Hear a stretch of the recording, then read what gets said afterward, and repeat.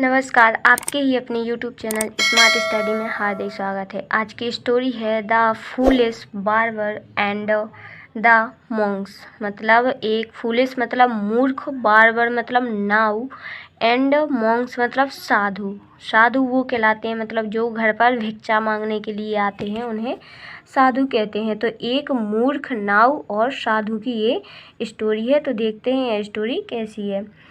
A merchant was sad after he lost his money.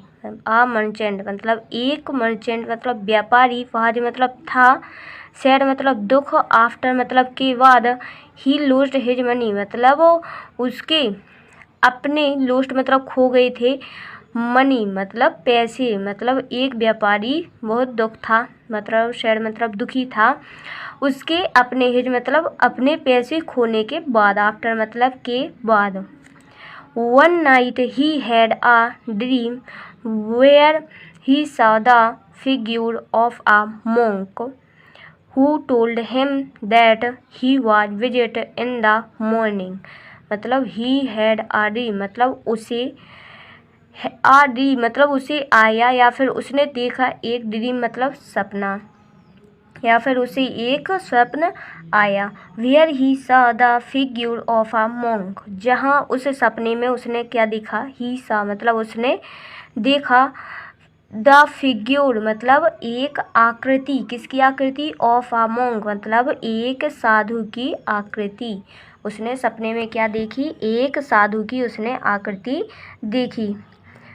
Who told एक सपने में उसने साधु की आकृति देखी।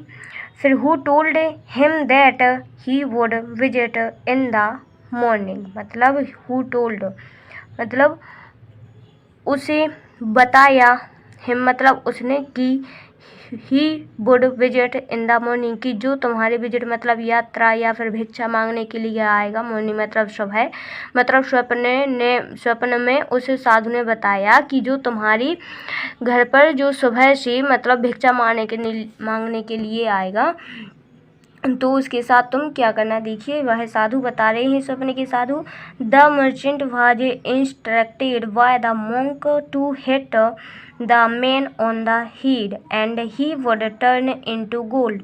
वो साधु बता रहे हैं कि जो सुबह सुबह तुम्हारे घर पर भिक्षा मांगने के लिए जो व्यक्ति आएगा, मतलब जो भिक्षा संत आएंगे, तो द मर्चेंट मतलब उस व्यापारी को इंस्ट्रक्टिंग मतलब उस साधु ने निर्देश दिए कि why the monk to hit the man on the head and he would turn into gold. मतलब उसने बताया कि जो साधु के द्वारा जो उसको निर्देश दिए गए थे, monk बाय मतलब साधु के द्वारा, इंस्ट्रक्टेड मतलब जो निर्देश दिए गए थे कि तुम मारना, हिट मतलब मार देना, मैन ऑफ द हेड मतलब उस व्यक्ति के सिर पर, और ही वुड टर्न इनटू गोल्ड और ही मतलब वह टर्न मतलब बदल जाएगा, इनटू गोल्ड मतलब एक सोने के रूप में बदल जाएगा। मतलब जो स्वप्न में साधु आए थे, उन्होंने इस व्यापारी को यह निर्देश दिया कि जो सुबह सुबह तुम्हारे घर पर भिक्षा मांगने के लिए व्यक्ति आएगा, तो तुम उसके सिर पर ये मार देना, मतलब कोई भी डंडा वगैरह मार देना, तो वह एक सोने के रूप में बदल जाएगा। फिर देखते हैं द नेक्स्ट मॉर्निंग, फिर अगली सुबह मतलब अगली मॉर्निंग मतलब सुबह, एक नाउ आया, क्या मतलब आया, टू हिज हाउस मतलब उसके, हिज मतलब उसके घर के लिए, टू मतलब के लिए। तो इस सुबह मतलब अगली उसके सपने के बाद मतलब सुबह हुई, फिर उस अगली सुबह एक नाउ आया उसके घर पर। सून आफ्टर मतलब उसी के बाद या फिर उसी के पीछे एक साधु भी आए, क्या मतलब आए, टू हिज हाउस मतलब उसके घर के लिए, उसके घर के लिए मतलब उस नाव के पीछे एक साधु भी उसके घर के लिए आ रही थी। फिर देखते हैं now he remember that he was the same monk he had seen in his dream. फिर उसने याद किया कि अब ये तो वही, रिमेंबर मतलब उसे याद आया, दैट मतलब कि he was the same monk कि वह, सेम मतलब वही, एक जैसे monk मतलब साधु हैं जो आए थे, मतलब जो उसने सीन मतलब देखा था, हिज ड्रीम मतलब सपने में, मतलब जो उसने अपने सपने में जिस साधु को देखा था, वही साधु उस नाव के पीछे पीछे आ रही थी। He hit the monk on his head and he turned to gold। मतलब he hit मतलब उसने मारा साधु को on his head मतलब उसके सिर के ऊपर, और he turned to gold और वह टर्न मतलब बदल गया एक सोने में। मतलब उसने उस नाव को छोड़कर उस साधु के सिर पर मारा और वह सोने में बदल गया। The barber thought that whenever monks were hit on the head they turn into gold। मतलब जो नाव था साधु के साथ, तो उसने सोचा कि जब भी whenever मतलब जब भी साधुओं के ऊपर प्रहार करते हैं, मतलब मारना या फिर प्रहार करते हैं उनके सिर के ऊपर, तो वह दे मतलब बे टर्न मतलब बदल जाते हैं इनटू गोल्ड मतलब सोने के रूप में। तो जो साधु के पीछे पीछे जो नाव आ रहा था, तो नाव बच गया था। फिर उस व्यक्ति ने मतलब यदि कोई भी व्यक्ति एक साधु के ऊपर प्रहार करता है, मतलब उसके सिर पर मारता है, तो वह साधु सोने में बदल ही जाता है। फिर the merchant dismissed him after giving him some money. मतलब उस व्यापारी ने डिसमिस्ड मतलब विदा किया, him after giving him some money मतलब उसी गिविंग मतलब देने के बाद कुछ पैसे, मतलब उस साधु को उसने विदा कर दिया कुछ पैसे देकर। मतलब कुछ अपने पास पैसे रख लिए और कुछ उस साधु को पैसे दे दिए और उसने विदा कर दिया। फिर द नेक्स्ट डे अगले दिन ही invited some monk to his house and hit them on the head. मतलब फिर जो उस साधु के साथ वो नाव थे, तो उसके घर पर मतलब व्यापारी के घर पर वह आए थे साथ में, तो उसने साधु के साथ साथ उस नाव को भी कुछ पैसे दिए और उसे विदा किया और साधु को भी विदा किया। फिर उस नाव ने मतलब उस बार्बर ने अगले दिन मतलब नेक्स्ट डे मतलब अगले दिन ही इनवाइटेड मतलब बुलावा देना या फिर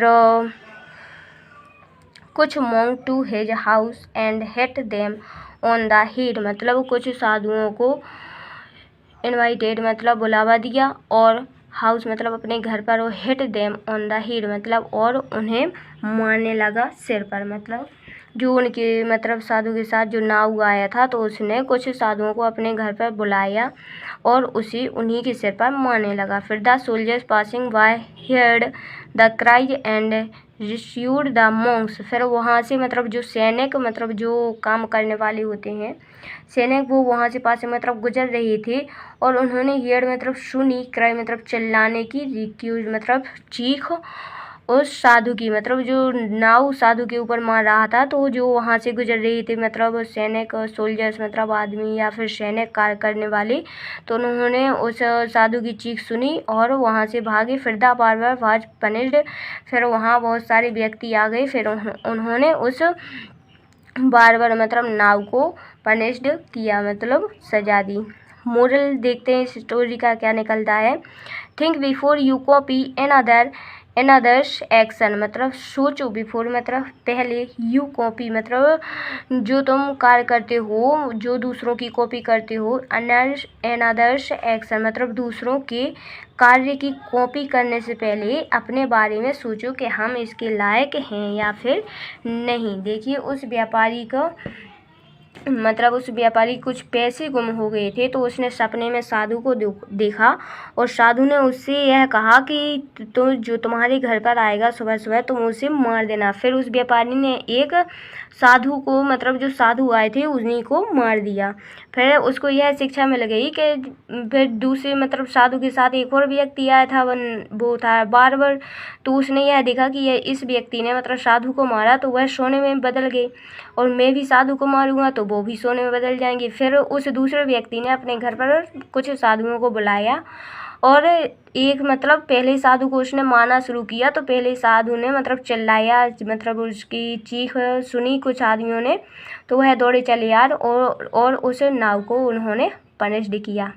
तो इस कहानी से यह आशा प्राप्त होता है कि हमें दूसरों की नकल नहीं करना चाहिए, क्योंकि जब हम दूसरों की नकल करते हैं तो उसका मतलब उसकी सज़ा हमें को ही प्राप्त होती है। हम उस नकल के लायक हों तभी उस नकल को करना चाहिए। Thank you so much.